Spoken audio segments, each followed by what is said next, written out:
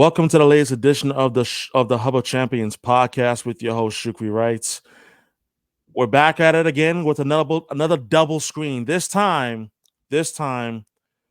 almost 6 months later after the fact, I figured that it's time to bring back a good friend of the program, a good friend of mine, back in Boston, and this time this is someone who has really made a lot of strides himself in the last several months, especially during the fall. Jon Lyons of WEEI, and as well as the New England Football Journal, and where he is a busy man, and I'm sure that he has been a very busy man the last couple of weeks, especially with the week that has been for the New England Patriots and so forth. John, it's great to have you back on. How are you doing?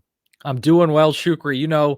Always a pleasure to be on with you. I appreciate Yeah, the opportunity to be back. And you said yeah, it yourself. There's been a lot going on in New England, whether it's the Patriots news, the Celtics still being undefeated at home as of this recording. They do play Denver tonight yeah, at home. yes, Bruins still playing pretty well overall. They've bounced back from that kind of little tough stretch they had around Christmas. And of course, the Red Sox making us all want to tear the limited hair we have out with their lack of aggressiveness in free agency. So, Shukri, there's a lot going on. You said it, and I'm really glad for yeah, the opportunity to be back here on with you.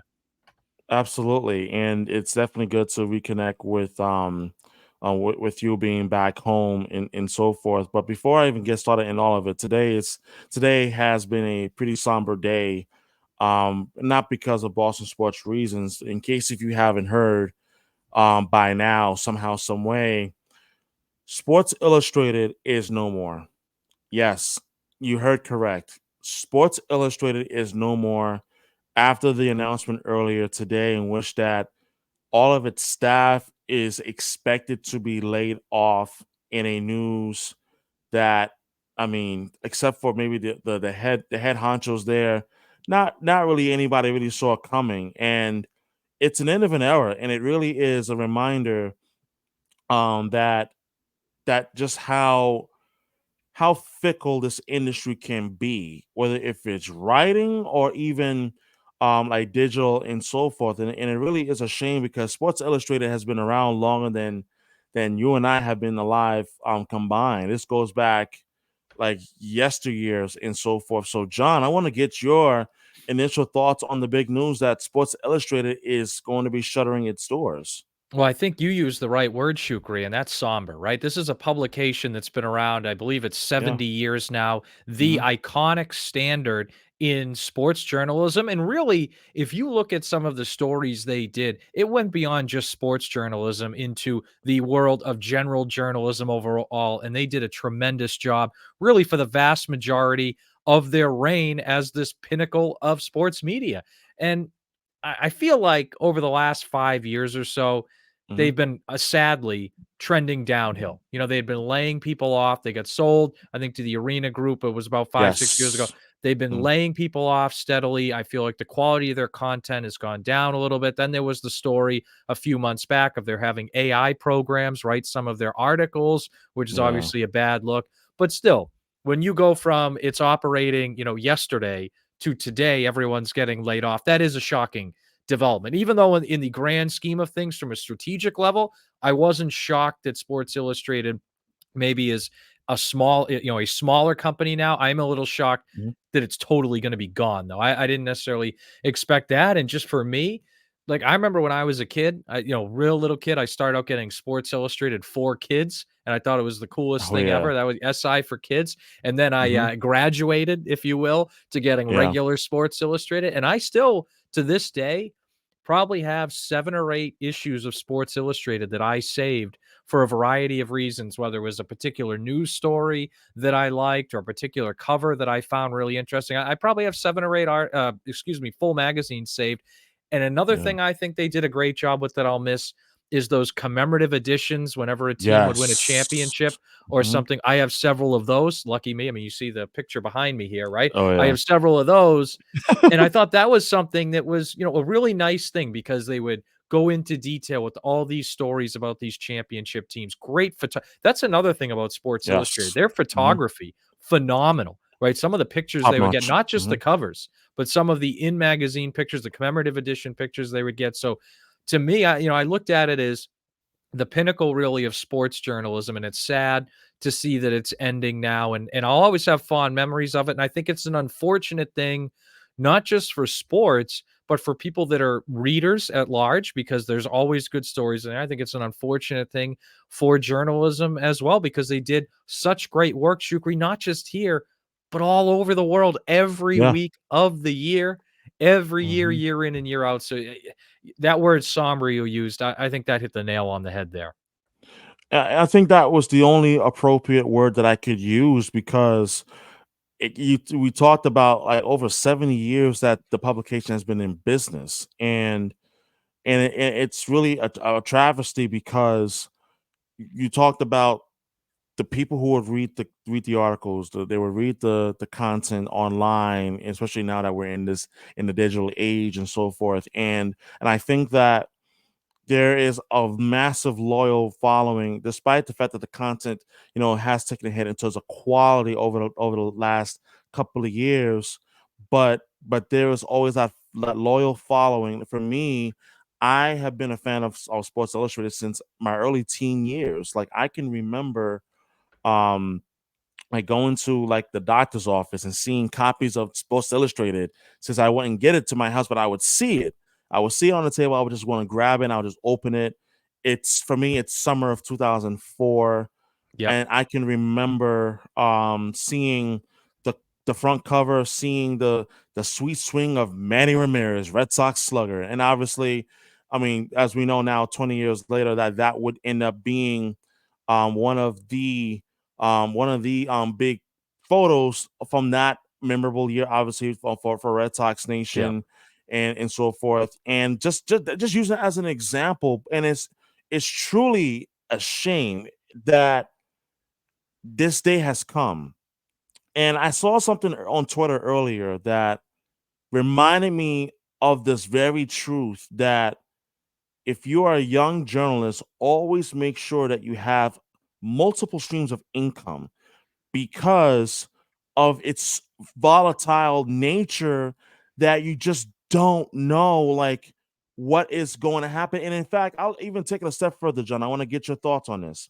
We've seen, I would say, in the last 8 months alone, two of the biggest sports journalism outlets, writing wise, either merge with companies or completely shut its doors. And I'm referring to the Athletic when they merged with the New York Times going back to last spring, and now with Sports Illustrated shutting its doors, laying off all of its employees. John, like, what do you make of what's happening in terms of these legendary sports writing media outlets that are either merging with larger companies or shutting its doors? Yeah, and another piece of this is when the New York Times merged with The Athletic, it Yeah, largely gutted the New York Times' own sports department because they had The great Athletic. So point. there was still people that either lost their jobs or got reassigned. And that's the New York Times we're talking Times. about. Like, Mhm. arguably the most iconic newspaper and wealthiest newspaper in the Yeah. entire world. And look, there's a lot of causes of this. I think the internet is probably the biggest. It's funny because on one hand, like the internet allows us to do this, right? And do a Yes. lot of things. And it allows a Mhm. lot more writers into the space, but it also hurts the people that truly write for a living. I think writing has been hurt by the internet more than anything else because it's much easier to put ads on podcasts or TV or Yeah. radio, whereas the ad revenue, if you're reading an article, it's just not going to be quite the same. And it's easy to say this in hindsight, Shukri, but I wonder if the mistake was 25 years ago when the internet started to become big. I think these newspapers and publications should have put a paywall up immediately. So then people were That's a used to it. great point. Like, Yeah. because I think what happened was I would pay for my newspaper at home if I was someone, pay for my Mhm. newspaper at home, but then I realized, "Oh, I can read all these articles online for free. Well, why am I paying for my newspaper at home?" Or I can go on AOL News and get most of the same news as my Boston Globe Yeah. newspaper. I Mhm. wonder if they had put that paywall up right away. Let's just call it 1998, 26 years ago, or late Yeah. 90s. Yeah. People would have been accustomed to, oh, I can get a newspaper subscription, and for an extra $10 a month, I also get it online. And if I want online only, it's 20 bucks a month, whatever the cost was. Because I think the problem they ran into is there were years where people got it for free online. So then when they turned around and said, Yeah. "Oh yeah, guys, we're going to put a paywall in," people got pissed because they're like, "Well, it's been free for a while. Why am I going to have a paywall now?" And they ended Mhm. up either turning away from those platforms and finding other platforms, or just not buying into the online reading at all, or not getting the physical newspaper at all. And Mhm. as the because I think what should have happened ideally is, as physical newspaper sales declined, the digital sales should have increased. And I Mhm. think to an extent that might have happened, but they didn't increase enough. And again, this is hindsight. I don't blame people back then for not anticipating this. No one, I think, or a lot of people didn't think the internet would be nearly as big as it is now. I knew it'd be big, but not that it's in My everyone's level. everyday lives with, smartphones and everything. So I think, look, if they had put up paywalls in 1998, people would have groaned about it. Maybe they would have lost some customers, but I think you would have gained a lot more in the long run, because you could have just made people accustomed to it instead of trying to add it retroactively later. So I think that's a huge cause here. And I think another thing is, Shukri, and you can see this in any business, especially Mhm. since the pandemic, just ad revenue isn't there as much. It's still there, Yeah. but I think it's working its way back, and that's an unfortunate thing. And your point about, having multiple ways to make money, I think is really true, unless you're someone that's in a really high profile position, right? You are on TV for ESPN, or you're a full-time radio person or something like that, Mhm. or you're a reporter for the New York Times, like we mentioned. Unless you're at that level, you Mhm. probably want to have two or three things that you have your hand in, just even for supplemental income. If you have one main thing, and then so that way, if God forbid something does happen, like we saw at SI, you have something else there that you can kind of Yeah. keep going with. But it's really unfortunate because you see a lot of people, great journalists, good people, lose their jobs. And then another piece of this, some of these hedge funds that are buying these radio stations and publications and TV, they don't care about journalism. They only care about the bottom line. So if you and I are both up for a job and one of us is better than the other, but one guy is cheaper, they're going to pick the cheaper one every time instead of the better one, no matter what. Mhm. And that's not just one isolated example. It happens all All the the time in time. this business. Yeah. Yes, And I that's agree. why I've seen, and I think it's important, like when I see the New York Times union standing up for itself, when I see other unions, I think that's really important, because when you're a hedge fund person, you're thinking of, I need to make the biggest profit. That's their mentality. That's their job. So you need these other organizations to stand up and say, well, there are other issues here and we have a voice to be heard. So there's a lot of causes. There's a lot going on. I think the industry's in a little bit of a better place than if you asked me this 10 years ago, coming off the financial crisis of 08, 09. I do think Yeah. it's in a little bit of a better place, but is it where it was in 2002, 2003? I don't think so. Can it No. get back there? I think it can get back there revenue wise. It's just going to look different, right? This Yeah. show didn't exist in two that podcast. That wasn't even a word in 2002. Yep. Now it is. So I think we can get back there revenue wise. It's just going to look a lot different. And it's going to take a ton of work. I agree, and it's not only it's going to take a ton of work, but it's going to take a lot of time. It's going to take Yeah. a lot of time in order for for you to be able to make back some of the gross loss that you had from those that were subscribers that now have to pay like digitally in order to see the content and so forth. And and I think that you hit the nail on the head on the point of like how important it is, especially if you're someone that's already in the business.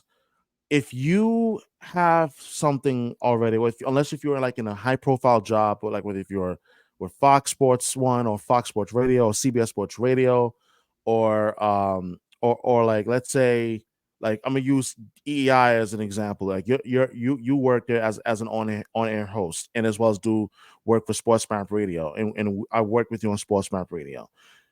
You have to be able to have your hand in multiple things, because as we both know, this business is it's really rewarding, but it also can be fickle, because the thing that I've seen from afar is that if something were to happen, how are you going to survive?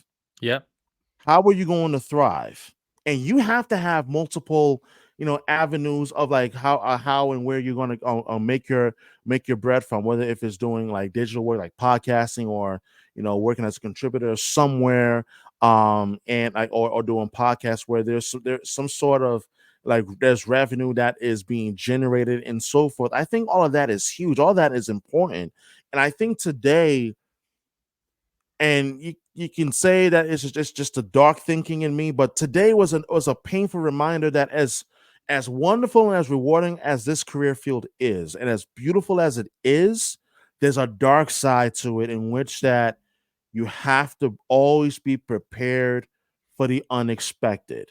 And there's always going to be that thought, and at least in my mind, like, hey, always have a plan B or a plan C as like a just in case, because of what we saw today and what we've seen just within the last 8-9 months alone. I think that's a very wise way to look at it, especially for anyone that may be viewing or is going to be listening to this podcast that want to get into the industry.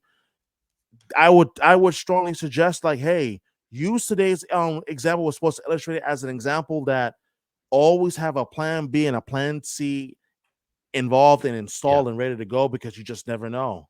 Yeah, and my other point on this, and I think you know this very well, Shukri, there's a very fine line between working your way up and getting taken advantage of. And I think that's Correct. something that is a huge problem in this and it's funny too because well, not like funny in an ironic way in that I mean, how many people that are not either wealthy or financially secure have the time to work their way up for little to no pay, sometimes for multiple years, to get a good Mm, journalism job. Like that's the great thing. point. Like it kills diversity, right? Not killed, but well, essentially It kind of kills affects it. No, diversity. no, it affects it. You're right. Go Yeah, ahead. and I'm not saying like and I'm talking diversity of not just like racial diversity. I'm talking like how many people that are poor can think, "Oh, I want to be a journalist." Like you might have to put food on the table and you can't work your way up Mm-hmm. for 50 bucks a story and or something like that or just add revenue on a podcast. You a lot of people don't have that luxury. And I think the frustrating thing for me is the field misses out on talented people because of it, right? There's talented people that maybe can't afford to get into it. And the way I look at it too is, I was able to work my way up. It took me to get the job where I'm at WEEI, which first of all, thankful to them for the opportunity. It's been a blast. It's an awesome place to work.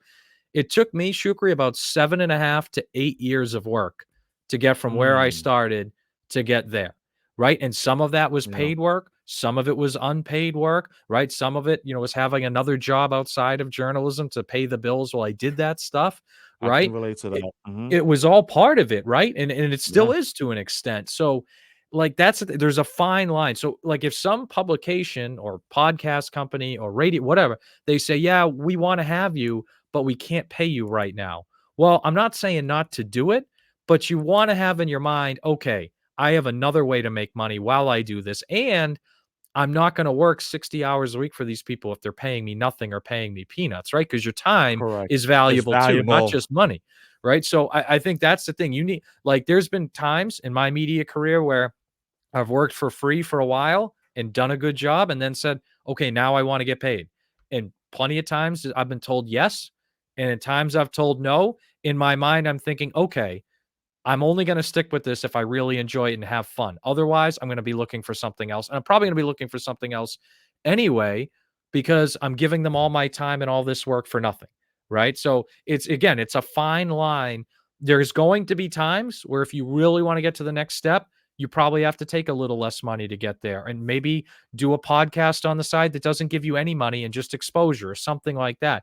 But Yeah. again, I think there's a tendency with some companies in this industry, and I'm lucky in that I don't work for any of those companies, but there's a tendency with some I've seen from the outside Mhm. they will just use people for free or minimal money. And then when those people get sick of it, they'll just find the next one. And they're not worried about developing anyone or keeping someone. They just want to pay nothing or pay little, and they have no problem taking advantage of people. So that's just the last point I want to make on that is there's a really fine line between working your way up and getting it take advantage of, and don't let yourself get taken advantage of.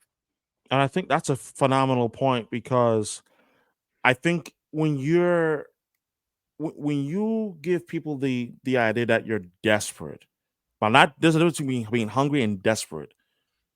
People unfortunately take advantage of people who are desperate. Sure. You see it all the freaking time. And I think it's a dangerous road to travel along because you can be gullible. You could really not know as to like which direction you or do you want to go ultimately. And I think it's great that you pointed out in terms of um in terms of like having worked like for little to know like on funds and so forth, which is why like I know for me in my experience from the first time that I was in Boston that there were times where I did this absolutely like for nothing, but rather just for the grind and just rather they're trying to work. And I think that a lot of people don't really understand that. And I think that there are times where yes, you may want to get to a certain level, a certain place in like in sports media and so forth, but you have to understand that at the very beginning, however long it may take you 4 or 5. In your case, you talked about 7 years before you finally got your foot in the door at EEI. But before then, you were still doing work with Sportsman Yep. Radio. It takes time, and then the reality is, and I learned this both the easy way and the hard way. You got bills to pay. You got to put money in your pockets. You got to eat. You cannot walk around starving, Marvin. You just can't.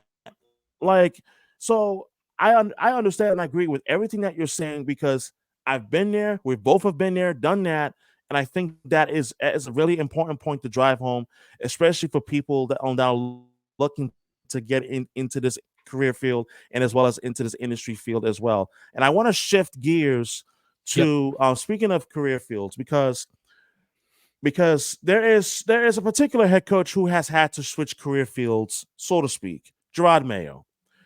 I mean, his story in itself is truly remarkable. When you think about where he has been, obviously having been a player, played his entire career with the Patriots, to like leaving football for a little bit and coming back and being part of Bill Belichick's staff and having the opportunity to become the head coach of the New England Patriots.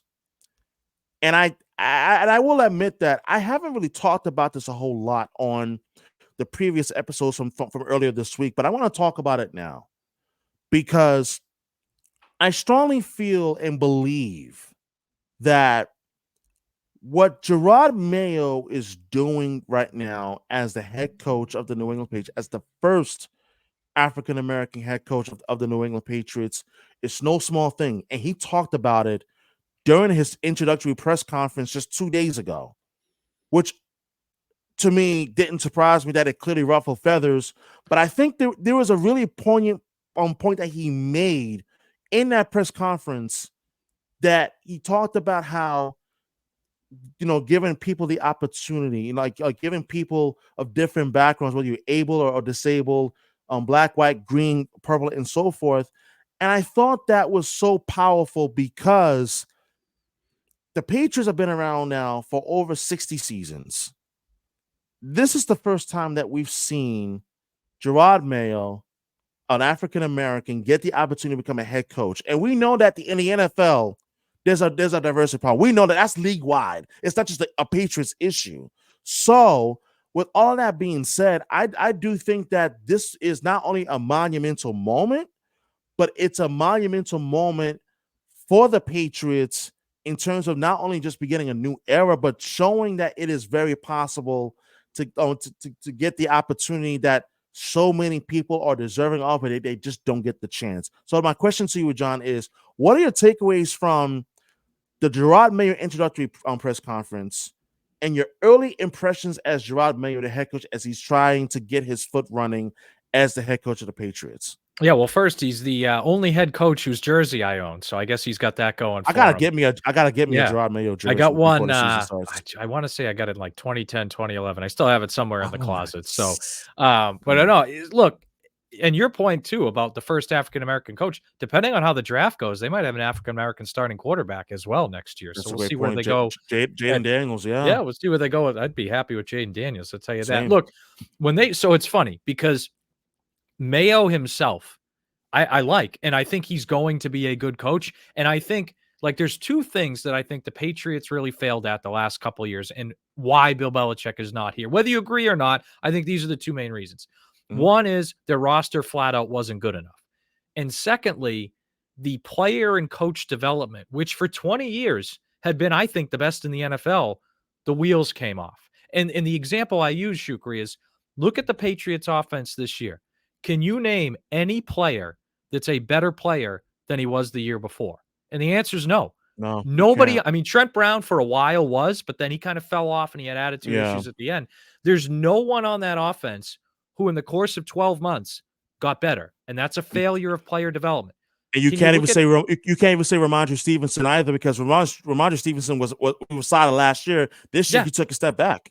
and I would even say like Stevenson on Wenu and even Hunter Hmm. Henry, like Correct. they Hmm. stayed the same. They didn't get better. Like it's what like okay, they didn't get maybe worse. Like Kendrick Bourne, his numbers went up, but he wasn't a better player this year. They just used him more. Matt Patricia wouldn't use him for whatever reason, right? So Hmm. nobody got better. And then I look at the coaches. All right, I think Bill O'Brien's a better coordinator than Matt Patricia. Didn't work out that way, but I think he is better. Did any of the other assistants like did you feel like their positions were getting coached better than the last year? Like I didn't Nope. really think so. Nope. And the reason I bring that up is because defensively, those things did happen.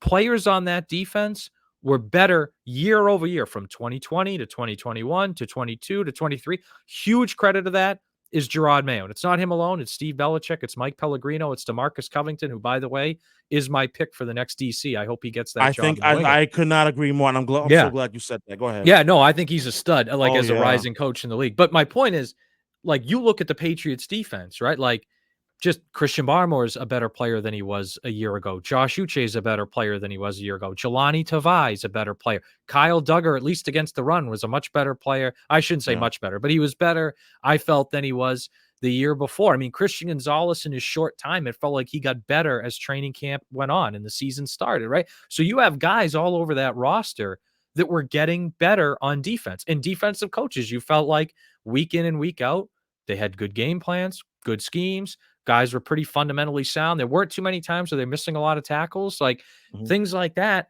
They were the players and coaches on that side were getting better. So what I'm excited about for Mayo is I hope he can bring that to the offense and the special teams. Because if he can do that, that's going to give them a huge step forward in their rebuild, not to mention the cap space and the draft picks they have. But that to me, that was the biggest failing of the last 2 years was the roster, which is not going to be fully Mayo's control, but the player and coach development, which will be under his control. And I think he can energize that. Now, the only quibble I really have, and I know this was probably unavoidable given the way his contract was worked out, is I do wish they had done an expansive search, even if they had ended up hiring him, because you just look at the Mm, names available, right? Brian Flores was my number one choice. I would have loved for him to come yeah. back and be the head coach, right? He's my number one. But then you also have like Jim Harbaugh is available. Not too often a guy like that is available. Ben Johnson, look at what the Detroit Lions offense is doing with a bunch of young players, right? Not Yeah. too often a guy like that is available. Leslie Frazier, a guy who's been a great defensive coach for years, but also has head coaching experience, right? So there was a lot of like that's the thing this year, like Frank Smith in Miami, great offensive coordinator under Mike McDaniel. This was a year unlike a lot of other years where I think there were a bunch of highly qualified candidates. So I do wish they could have done an expansive search. Now, that's not Mayo's fault, but Right. I wish they could have done just and even let's say you hire Mayo, but you bring in Ben Johnson for an interview and he gives you an idea or two that then Mayo can implement with their new because they may run a new offense. Maybe he can implement something like that, going forward. Now you didn't have that opportunity to do. So that's the Mhm. only quibble I have. And but to be honest with you, Shukri, they could have done an expansive search And I would not be surprised at all if they had picked Mayo anyway, because I think they really liked Mayo, and I think he's got a ton of potential, and I think he's going to be a really good head coach. So again, them not doing a search, that's more of just something I wish they had done, but that's not a knock on him, right? That's nothing to do with him. So I like him as a coach. I think he's going to be a good coach. And the key to me is the player development. And the other key, and I think the biggest question, Shukri, that the Patriots need to answer, and specifically Hmm. him, Yeah. what is his offensive philosophy? Because you look at it, right? He played on the Patriots when they had McDaniels and O'Brien as coordinators. He was Hmm. coaching with the Patriots when they had McDaniels and O'Brien. But then in between, there was the Patricia and Judge thing where they tried to change the offense and it failed. But does Mayo look at it and say, that year they tried to change the offense, I think they had the right idea, just the wrong people doing it. And he wants to do something like that. Or does he look at it and say, no, we had the right system. Our players are just bad this year. Like, I want to know what his offensive philosophy is. That's the biggest question I have for him as a coach. Because who's he going to hire as offensive coordinator? That's probably going to give us our answer. Hmm. But that's going to be the biggest thing, because that's going to affect who your OC is, what you do in free agency, who you pick third overall in the draft. It might even determine who your second round pick is as well. So that's the biggest thing going forward I'm watching for. But overall, I know I'm giving you a long-winded answer here, Shukri, but Oh, overall, it's terrific. Go ahead. I like the hire. I think he's going to do a great job. Player development and offensive philosophy are my biggest questions, and not even questions in a negative way. I just want to know more. I'm with you in terms of wanting to know what the office will look like this upcoming season, because I do think, depending on the personnel that the Patriots get via the draft or through free agency, it will tell us what kind of offense that they're going to have. I just think that whoever is going to end up being the starting quarterback, and I'm certain that the next quarterback for the Patriots is going to be through the draft. It's not going to be Mac Right. Jones, but I wonder, based on personnel, because I do think it does matter who you draft or who you sign in free agency to add to your offense matters. I look at the Detroit Lions right now as the perfect example of that. You mean to tell me that they are running the same offense if Jared Goff wasn't their quarterback? No. If you mean to tell me that they would have as good of a passing attack as they do if they didn't go ahead and draft a more St. Brown to be the number one Yeah. receiver Oh, look in at the that top five? offensive line, right? Yeah, Like their the offensive line, investments yes. there. Like, and I'm Hmm. sorry to cut you off. It's just that Detroit offensive line jumps off the screen to me It's a every time I perfect watch them. example. It's the Yeah. reason why there's a reason why I brought up the Lions now, because they are the perfect example. Free agency, drafting, free agency, you go out and you make a trade for Jared Goff. You move on from Matthew Stafford, and look what you have now. You have a Lions team that, frankly, not to get too far ahead of myself, it would not surprise me if they beat the Buccaneers on Sunday. It really wouldn't surprise Oh, me. I think they will. I think they actually will. So moving from Patriots, I actually want to touch on the NFC divisional weekend, NFC and AFC divisional weekend, because what matchup do you look at and you say this is not an interesting matchup all the way around? Houston That's and but Baltimore. yeah, that's What it. happened? No, I mean, it's funny because I'm trying to think of, like, when you say not interesting, and I'm like trying to pull up my notes here and be like, which one did I find any not interesting? All But of them are intriguing. yeah, I mean, maybe, and even Green Bay, San Francisco, like, I think San Francisco is a lot Yeah. better than them, and I think San Francisco is gonna, but even that, I mean, you could have said that about Dallas, and they walked into Dallas and beat the heck out of them. So, Yeah. like, I think Houston and Baltimore is intriguing for a couple reasons. One, D'Amico Ryans comes from that San Fran defense. There's a lot of playmakers here. Mhm. How do they try to defend Lamar Jackson? The last time the Ravens had a first round bye a few years ago, they lost in the divisional round. Now, I To think they've Tennessee. learned from it, Mhm. but we have to see. I want to see Zay Flowers in the playoffs. And the other piece of that, me as a Patriots fan, Houston is the blueprint I'm kind of looking at to see how the Patriots can quickly become good again. Houston was terrible last year. They get the best quarterback in the draft, good young head coach, though he's defensive minded like May. I know some people are worried about that, but Miko Ryan, I don't, but he's a defensive minded head Mhm. coach, good young playmakers, and all of a sudden, boom, they're in a divisional round. Now, I know they have Nico Collins, who they drafted a couple of years ago. They have other guys, but to me, that's the Patriots' quickest path back to being great is to do Yeah. that. So I'm kind of watching that. Two, I mean, I think Tampa Bay Detroit's going to be a really good game. Kansas City Buffalo is going to be a great game. The only game that I'm like, might not be that close is San Fran Green Bay. But even that one, I'm excited to watch because of Jordan Love and that young Packers offense and all the strides they've made. And I think San Francisco's the best team to watch in the NFL right now. I think, speaking of that matchup between Green Bay and San Fran, I think that matchup in itself is one that everybody's sleeping on. But I have a funny feeling that that matchup may actually be one of the two very best this entire weekend. This is why.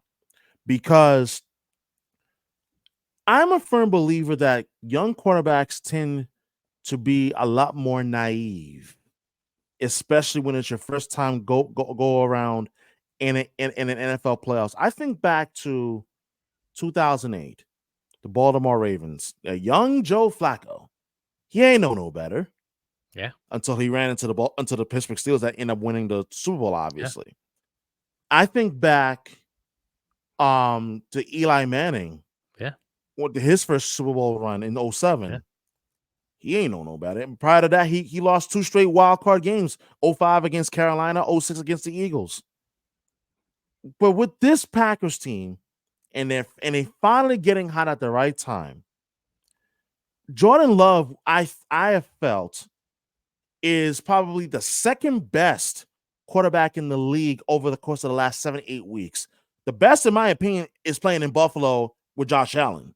Josh Allen has been on a whole other planet, on a whole other universe these last 8 weeks, which is why I look at Green Bay San Fran and I say, this is going to be a battle between Jordan Love and as well as that Niners secondary. Because that Niners secondary, better yet, linebackers against the quarterback. How do they scheme? That's where I'm most interested in seeing. Because listen, Fred Warner is going to spy Jordan Love like it's no business. I expect Fred Warner and as well as Nick Bosa to basically make life absolutely miserable for Jordan Love. And I want to see how he handles that. That's Yeah. specifically as it pertains to Packers Niners. Yeah, it's a great point, and your point about them being naive, I think the Packers are one of those young teams that just doesn't have any fear, right? Hey, look, if you're them, you just Mhm. went into Dallas and you punched around the Cowboys. Why would you be worried about going to Yeah. San Fran to play the Niners? I mean, whatever. You're all in your first and second year, so they probably think, hey, if we don't get it done now, we'll be back again in the future. And of course, we know how hard it is to win, but their mentality in Mhm. the moment is, hey, we're just going to go out there and play great. I think the nerves maybe aren't an issue. And I like your point about Fred Warner. I mean, him and Greenlaw might be the best linebacker. I mean, Fred Warner is the best linebacker in the league. Him and Yes. Greenlaw might be the best duo in the league there. And I think, could this be a game where their signing of Javon Hargrave, makes a difference? Could be this a game where they're trading for Chase Young makes a big difference, right? Because it's not just the Bosa and Warner, and Armstead show up front. There's, they have 5 guys, 6 guys up front that are Mhm. great players. And it's amazing that secondary, even with the injury to Hufunga, has still been great, and it's still been a defense that's been great, and I'm really excited to see, and I'm knocking on wood when I say this, a healthy 49ers team in the playoffs. Because really, I the agree. biggest thing that's derailed them in the playoffs the last 5 years has been Jimmy Garoppolo's play and also their health. That's Injury last probably year. those are probably the 2 biggest reasons they haven't won a Super Bowl in the last 5 years. I mean, last year, let's not forget, that NFC Championship game was 7-7 midway through the second quarter, and the 49ers did not have a quarterback. I mean, they were in a 7-7 game without a quarterback. So, I just wanna see this team be healthy, and I'm excited to watch that this weekend. And I agree. Like last year, like if Brock Purdy does not get injured in that NFC title game, is there a chance that the Niners are playing in the Oh, Super I think Bowl they against the win, and I Chiefs? think they win the Super Bowl. Yeah. Possibly. Yeah, Yeah. I And now personally think so. yeah, like and now they are they're number one seed. They have home field obviously tomorrow, and then if they win, they have home field for the NFC title game. So I do think that if Purdy is healthy and everybody stays healthy, I think that the Niners should in fact win this game and as well as get to the Super Bowl. But Chiefs Bills is what I think is the most intriguing game of this Yeah. entire weekend Yeah. because Mahomes has never played a road playoff game in his career. amazingly until now. And Buffalo has been on a run in which I talked about this on like 2 episodes ago when I spoke with Travis Thomas of Nesson and WEI. And I said that the Bills run right now is reminiscent of what the '07 and 2011 Giants did in those 2 runs, getting hot at the right time and playing wild card weekend and just blitzing through the playoffs. This is what the Yeah. Bills are doing right now. But there is one major pause for concern, and that is specifically with the Buffalo Bills. They are literally walking wounded coming into this game, but not where it matters most in terms of the quarterback. But their defense they are wounded, they are banged up, and I wonder how is it going to play into the Chiefs' favor. But even then, this is not the same Chiefs offense that we've seen in years past. This is an offense that has led the NFL in drop passes this year, and it matters. Don't think because the playoffs start suddenly that the issue just evaporated into thin air. No, I wonder as it pertains to this match between the Chiefs at the Bills. Number one, can Mahomes' receivers give him any help? And then number two, can the Bills defense also, despite its injury woes right now, can they muster enough to be able to make critical stops against Mahomes? And then lastly, including Josh Allen, can he continue to light it up and not turn the ball over, as that's been the biggest case for him as to why the Bills have been on the run they've been on so far? Yeah, and it's funny because when you have a game with Patrick Mahomes and Josh Allen, you think about offense and points. I actually think this is going to be a lower scoring game. And with Yeah. lower scoring for them is like, 20-14 or 21-17. I'm not saying it's going to be 10-7, but we're used to these guys, 28-24, 34-31 type games. I think it's going to be in the 21-14, 21-17 range. Mm-hmm. And really, there's two guys I'm really watching in this game, Shukri. One is Rashee Rice for the Chiefs, because you said who on Yeah. the Chiefs is going to help out Mahomes. He had 8 catches for 130 yards and a touchdown against Miami. He's really emerged, I feel like, this year as a solid second option behind Travis Kelce. And they're going to need it, right? Because this Chiefs defense is one of the best in the league, but the offense Mm-hmm. has been middling. So they're going to need someone besides Mahomes and Kelce to make some big plays in this game if they're going to win on the road. And the other guy I'm watching for Buffalo is James Cook. Because I think, to your point about Buffalo's defense being a bit hobbled and the way they've been calling their offense since Joe Brady took over as coordinator, I think they're going to run the ball a decent amount. Now, part of that's going to be Josh Allen's legs. I mean, he had 74 or Yeah. 74 yards rushing last 24 week, yards. including a Mm-hmm. 52-yard touchdown.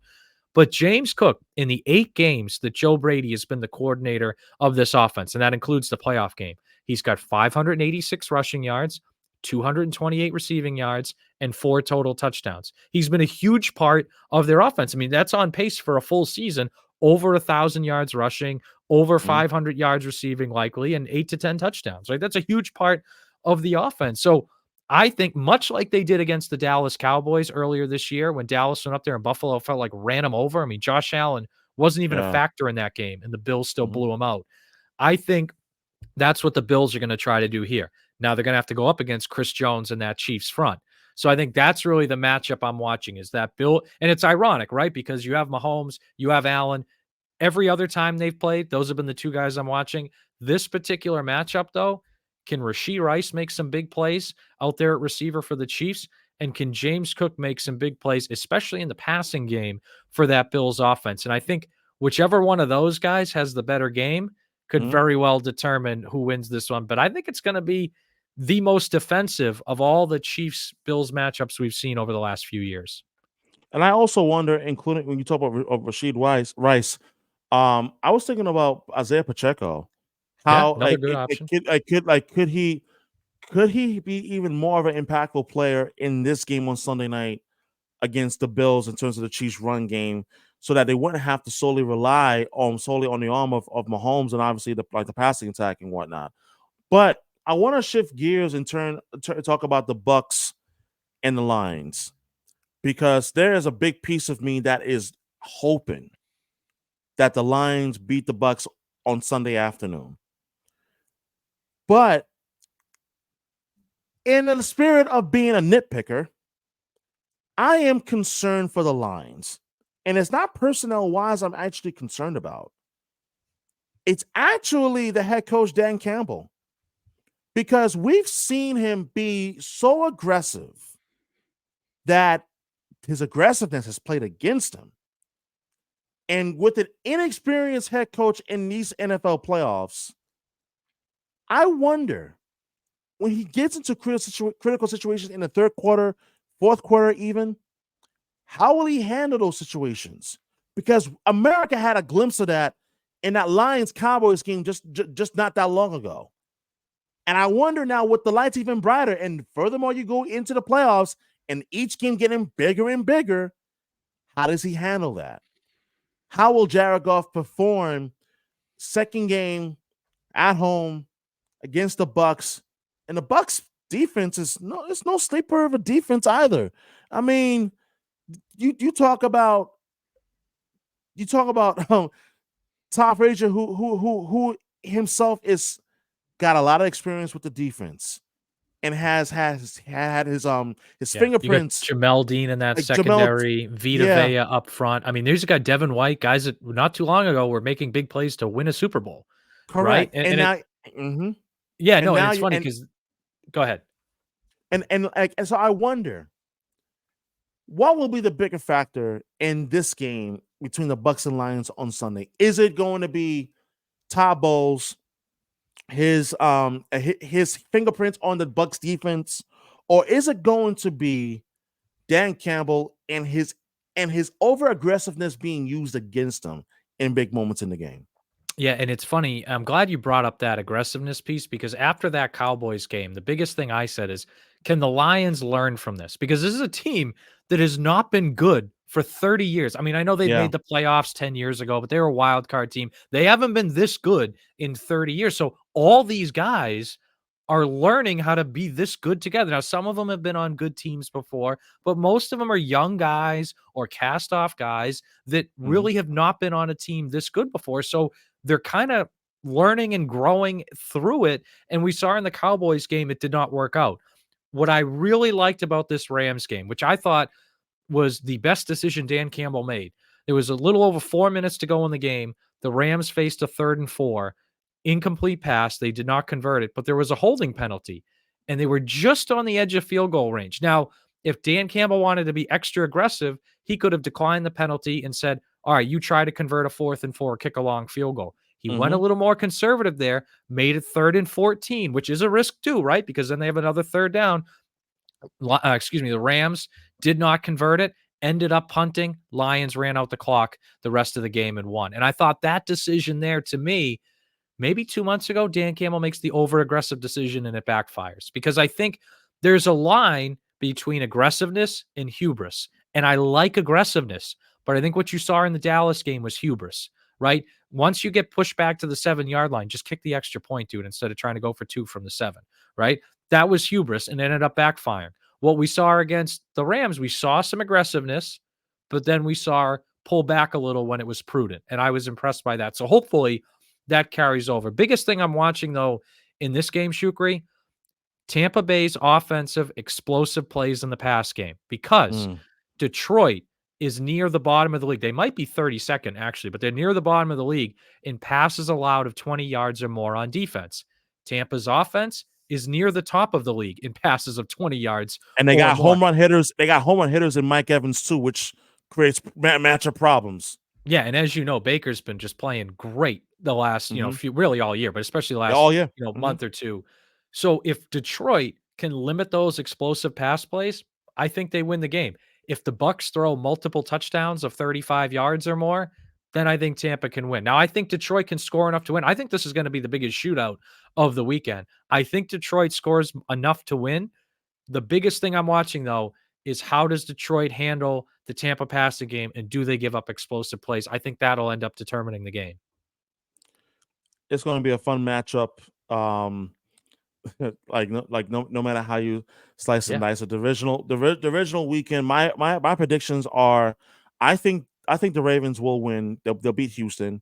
I do think that that the Bills will prevail over the Chiefs. So it's going to be Bills Ravens AFC Championship game.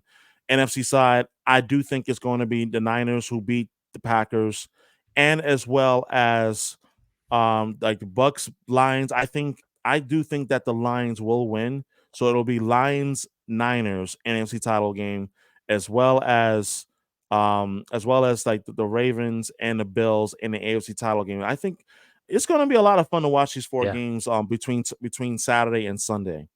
I've long believed that the divisional round is the best weekend of football all year because you have 4 games. All 8 teams are great teams by this point. The stakes are really high. I cannot wait to watch these games. And I'm with you too. I agree on those 4 picks, but I think this is the best weekend of football all year long. I absolutely agree. And I want to shift to, talking about the Red Sox, because the Red Sox have found a way to anger the masses yet again. Color me shocked. I'm not shocked.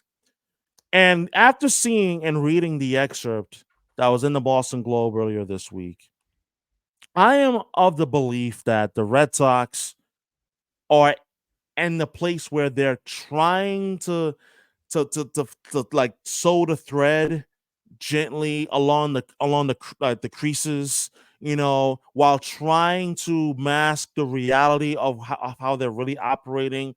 And I think what they're doing and pulling the sheep's wool over the eyes of Red Sox fans is completely dead wrong. I'm not even speaking emotionally on this one, but rather I think it's completely disingenuous that the Red Sox are telling you we have had a very difficult time trying to bring in arms that's going to help the Red Sox rotation. Meanwhile, I just watched MLB Network last night and saw that there's a lot of quality arms available on the free agent market as we're getting closer and closer to pitchers and catch reporting, less than a month, by the way, to spring training. So, John, which one is it? Are the Red Sox bad liars, or are they master gaslighters to Red Sox fans in New England? I pick a third answer, and it says they Sure, just don't want to spend that much money because that's kind of what it feels sure, like, to be honest with you, Shukri. Look, yeah, I think it's frustrating, right? Because look at the 2018 World Series team, arguably the best team in the history of the Red Sox, the best team in Major League Baseball that year. You had this core of guys that, by the yeah, way, mostly guys on homegrown guys or guys you like Chris Sale, you used homegrown guys to acquire in a trade. But mhm, Betts, Bogarts, Benintendi, Bradley, Vasquez, Devers, all homegrown mhm, guys, all great players. One of yes, those guys is left, Shukri. Like literally, you're the boss. It'd be one thing, right? If this was that every 10 years the Tampa Bay Rays get to the World Series, but the next time around it's all different guys because they're a small market. No. Like you're the Red mhm, Sox and you have one guy, one significant contributor from that team left. Like to me, that is unacceptable, totally yeah, unacceptable, and deeply frustrating as a Red Sox fan, too, because it's not like you didn't have the money to re-sign them either. Like, they did. if you have the money to sign David Price to the deal he signed, sign Chris Sale to the deal he signed, then you could have signed Mookie Betts to a deal. And I know people are going to say, well, you had to trade Price and Sale's deal was bad. Okay, well, you probably could have not made the Sale deal and paid Mookie instead. But even with those 2 deals, you could have paid Mookie. I mean, you saw it a few years later. They gave $300 million Right. to Devers, right? So it Mhm, feels like they have a philosophy, first of all, where they really don't want to give out 10-year contracts more. They gave one to Devers. It's the only one they've given.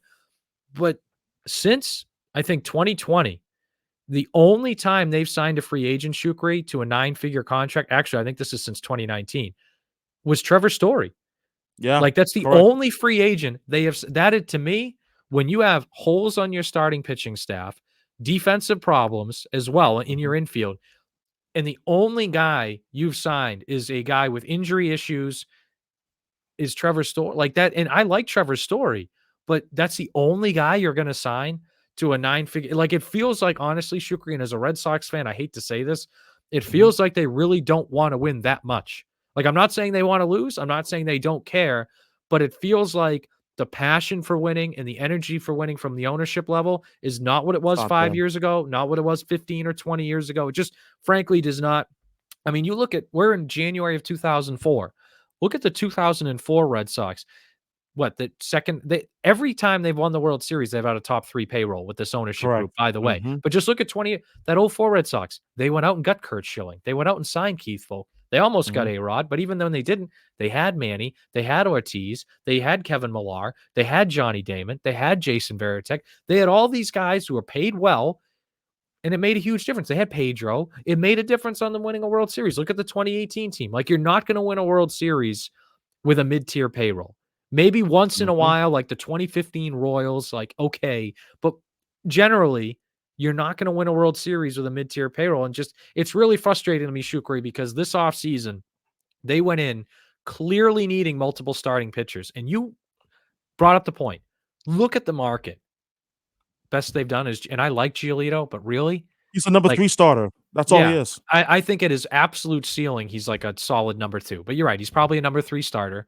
Mm-hmm. And when you add guys like Yamamoto on the market, Snell's still out there, Montgomery's out there, Corbin Burns was available for at least a while, Dylan Cease, like all these guys on the market. And even you go back to last year, and I know we had a tough year last year, but Carlos Rodon for the Yankees, like Mm-hmm. all these guys have been available, but specifically this year, and you come away with none of them as of now. Like, and I know some of them are still out there. Like, to me, that's just, it's a clear signal to me that they are not that into winning right now. And I don't think they expect to be really good again for another year or two. Now, they might sniff the playoffs, get in the neighborhood, but they don't expect to be really good again for another year or two. And we're not going to see them spend until that time. And it's frustrating because I know when the Red Sox are good and they're spending money and the on-field product is good, you see an emotional investment Yeah. from, like, you can see. I would even say you see the emotional investment from the fans. Like, I don't think it's far-fetched to say that when you don't see that level of commitment, and I saw it in back-to-back summers of 2022, 2023, like back-to-back last place finishes, and it's like, what's missing here? Clearly, the lack of I feel like the lack of desire to want to win has never been more apparent. And I initially thought that all of this was a Heimblum problem. No, this is now extended to Craig Breslow as well. I'm Well, like, and that's a good point. It's like, why fire Heim Bloom if you're going to do the same thing with the next mm-hmm, guy? Like, that's, and look, I think Heim Bloom was fired in large part because he had back-to-back really bad trade deadlines, and the Mookie trade doesn't look good in hindsight either. And even though I think that was kind of pushed on him from ownership, I don't think he got the best return he could have for that, and he could have pushed harder back to try to re-sign him. But that's a whole separate debate. I think he was oh yeah, fired largely because of back-to-back bad trade deadlines. And when Craig Breslow was brought in, we heard the full throttle comments at the press conference, which they've already walked back.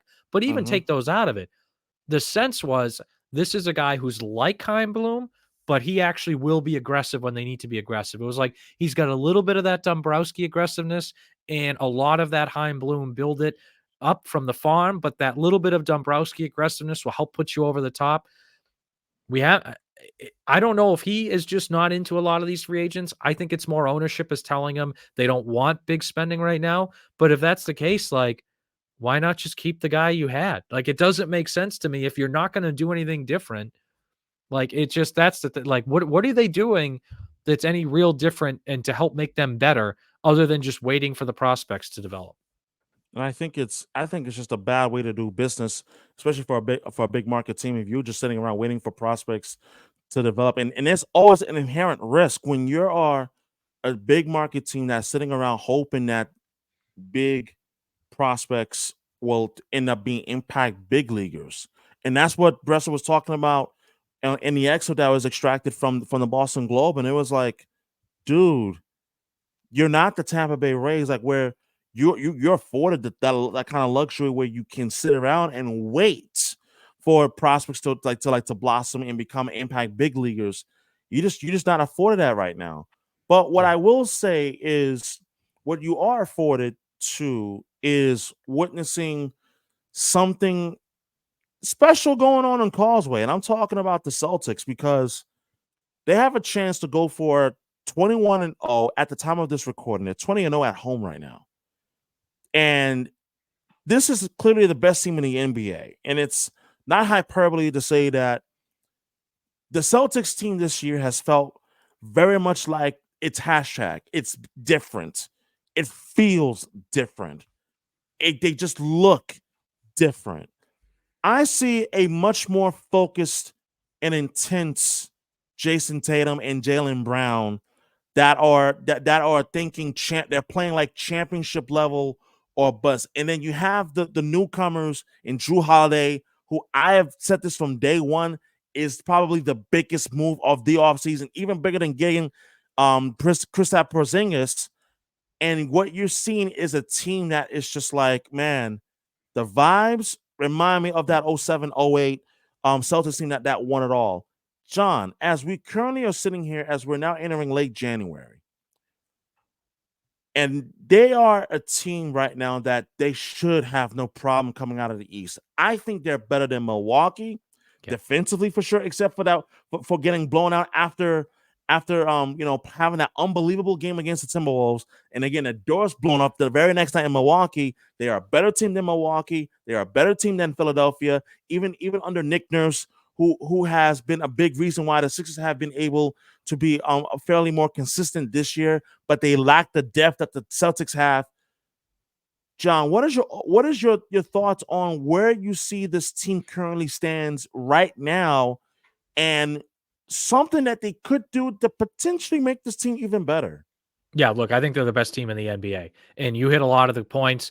Tatum and Brown look like they've leveled up, and I think Porzingis too. I mean, this is just a guy. And I think in Celtics franchise history, they've never had a player like this. And I'm not saying he's the Mm-hmm. best player in franchise history, but a guy that, just last season, he shot 38.5% from three and he led the NBA in points per post up. They've never had a guy be that elite from the 3-point line and from the post. And we've seen it this year. He's taken pressure off everybody else on the offensive end. He can hit threes, he can post up inside. Mm-hmm. He plays really good defense as well. And that was the thing, right? When they traded Robert Williams, some people worried, hey, they're going to have a little bit of a drop off I defensively. was one of them. No, Mm-hmm. they have Drew Holiday, and Porzingis has been, maybe not the all defensive, like defensive player of the year level defensive Robert Williams, but he's been not that far off. So they've been really good defensively with Porzingis. And to me, and as a passer, I think Porzingis really underrated as a passer. Jaylen Brown, the athletic ability has always been there, and some of the shooting's been there, but he looks like he's putting a lot of it together better than he ever has before. Tatum looks like a top 5 player in the NBA, and Derek White, I mean, I know that campaign about Derek White's an all-star, and he Yeah. really does look like an all-star. I mean, and the thing about Derek White, every single time he makes a play, it's the right play, right? Like Yeah. whether it's defensively, whether it's with the ball passing, whether it's shooting, whether it's just with moving without the ball. I've never watched a Celtics game this year and thought, oh, wow, Derek White really screwed that up. Like, yeah, he's had nights where he hasn't shot well, or he's had some nights where, he's missed a pass here or there, but I'm never like, oh, wow, he's really screwing this stuff up, right? He Yeah. always makes the right play. And I think that is so, so valuable to have, especially for a team that's this talented. I think Drew Holiday's championship experience makes a big difference. I also think the championship experience of Sam Cassell and Charles Lee on the coaching staff makes a Mm-hmm. huge difference as well. So now you went from last year having nobody that had won a championship to now you have a guy on your roster and two guys as assistant coaches that have won championships. I think that makes a big difference. As far as what could they do to improve, I would like to see them add a front court depth piece because Porzingis does have the past injury concerns and Horford's in his late 30s. But Cornette's been good. Is Cornette a guy I think they can rely on the playoffs? I don't know about that yet. I'd Mm. like to see a little more depth in the front court if they can find it. But I'd want to be cautious about that because I wouldn't want to trade really any pieces out of their top 7 or 8 because they've been so good as is. So I think they're the best team in the NBA. I think if they stay healthy, they're going to win a championship. And that's really comes down to me. The rest of this year is can they stay healthy? And I could not agree more. Like they play like the best team in the NBA, offensively, defensively, and I think getting the best perimeter defender in the NBA and Drew Holiday is huge because the day that they traded away Marcus Smart, and I had this concern then, you trade him away, and it was the right move. There's no knock on Marcus Smart at all, but it was the right move, and I said it was time. It was time to break up the core. But my concern was you're losing a guard who was the defensive player of the year in the NBA. How or whom are you going to replace him with? And getting Drew Holiday was the perfect answer for this team because I cannot believe I'm even going to say this, but I strongly believe that Drew Holiday. I think he's been the defensive player of the year in the NBA. I think he's been that vital defensively for this team, and it's not taking nothing away from Derek White, who, as you mentioned, there's not a single game or position that you watched this year where you thought, when man, that was lousy, that was the wrong move. Like, he's been the Patrice Bergeron of basketball, if you will, like always making the right plays, and that's been him this year. And Porzingis defensively, I mean, like especially like the post up offense, man. I want to be blunt and say this: where the hell was this 2 years ago when the Celtics could have used him against the Warriors in the finals? They Hmm. they they sorely lack that, and they have it now, which is why. Let's say if the Timberwolves come out of the West, and that's if they somehow get past the defending champion, the Nuggets. If they face the Timberwolves or the Nuggets or any of the top teams in the West, I still think it's the Celtics championship to lose if they continue to grow and they continue to play the level of basketball that they've been able to play so far. But to answer my own question, I think the number one thing I would want them to add is, and I talked about it in my episode with Travis Thomas of Ness and WEI, is can they get them just one more winger to come off the bench? Just Yeah. one more. That, and because I think scoring depth and just depth overall, you can never have too much of it, especially in the playoffs. Because we've seen it in the last couple of NBA champions with the Nuggets, with the Warriors 2 years ago, like, and as well as the Bucks 3 years ago in 2021. Depth matters. Yes, it helps to have a terrific top five or top seven in your lineup, but if you have depth coming off the bench, it makes a world of a difference. And that's something I would hope that if the Celtics are able to get them another winger, but not at the risk of trading away any of the important pieces they currently have on this team, because you don't mess with chemistry like this, especially when it's as good as what the Celtics have had this season so far. Yeah, no, I completely agree. You don't wanna strip too much off of what they have because what they've had has worked better than anything else in the NBA. Yeah, absolutely. And I want to shift over to the Bruins just real quick, because the Bruins, they beat the Colorado Avalanche this last night 5-2. Pasternak, another virtuoso performance, and he scores a hat trick against Colorado, in which that Colorado has been one of the elite teams in the league this year, even without a healthy Gabriel Landeskog. But still, Nathan McKinnon was still able to make his presence known last night, scoring a goal for the Avs in a losing effort. But as it pertains to the Boston Bruins, now that Linus Olmark has returned back from injury, he didn't play last night, but he was available to back up in case if Swayman, like faltered. But Swayman has been an all-star this year and has been truly one of the better goaltenders in the league in the last 2 seasons. So my question to you is this: if you are Don Sweeney, and I threw this out there yesterday, in which that if you're the Bruins, maybe you should try to look into the services of Vladimir Tarasenko from the Ottawa Senators, because they look like they are guaranteed going to be sellers. Like Jacob Chitrin may be available for trade, maybe. But if you're the Bruins, what do you possibly look at in terms of something you can maybe add, maybe another 15, 20 goal scorer for your bottom six that's going to help beef up the offensively? Or do you just hold pat, ride with the young guys that has been a big factor for this team? And I'm talking about Jacob Lacko, I'm talking Yeah. about Matthew Patras, and so forth. What do you do here if you're Don Sweeney, John? Yeah, look, and I know there's been some chatter about do you trade Ulmark now that Swayman has shown he can probably be a starting goalie? I would consider it, but only if I'm getting back an elite level offensive piece, like something. And a I'm not just first round trading. pick. Yeah, I'm not trading because this is still a guy that won the Vezina last year and is a really good goalie. Like people seem to lose sight of that because I Yeah. know their season ended in disappointing fashion. Like the guy won the Vezina and he's still one of the better goalies in all of the NHL. So even if you're a Swayman believer, if you're the Bruins, I'm only trading Ullmark if I get an elite level offensive piece back. That's it. As far as I would love to see them make an addition at center, because I think, look, early in the year we thought Matthew Poitras could be a guy that could slide in and be a center for most of the year or all of the year and be a good piece, but I think he will be eventually. I just don't feel like he's quite ready to have that full load on him. Mhm. I think Charlie Coyle is at his best when he's your third line center, because I think he's that tweener. He's like an average second line center, but he's a great third line center type Mhm. guy. I think he's been that the whole time he's been here. So and I love Pavel Zacha, but I would still love to see if you can get a center of his quality or even better for your top six. Like if your top three centers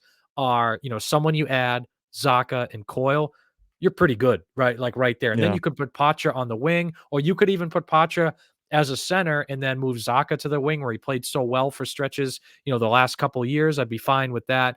So I would like to see them address center, because DeBrusk, I think he's been playing well all year defensively. His offense has improved over the last few weeks. Marchand is Marchand, Pasternak's Pasternak. Those guys are going to give you a lot of offense. Trent Frederick's given you good offense this year. So I would like to see them add just something at center. So then, maybe, even if it's like a second line center and Zaka's your first line center, and then can have Coyle solidly on your third line, that would be the ideal thing for me. But I'm only trading Ulmark if I'm getting an elite level offensive piece back.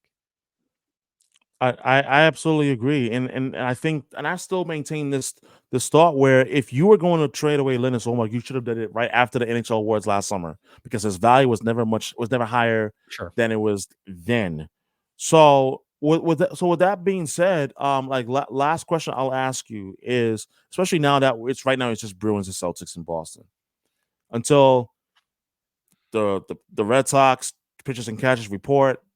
I mean, right now, obviously, the talk in Boston is going to be, what do the Patriots do with the number 3 pick? Who should they draft? Should they draft Marvin Harrison Jr.? Should they draft a quarterback? Any of the quarterbacks that are available, whether if it's Jaden Daniels or Drake May or Caleb Williams, and so forth. So the final question I'll ask you on this pod is, with the number 3 pick of the 2024 NFL Draft, the New England Patriots select.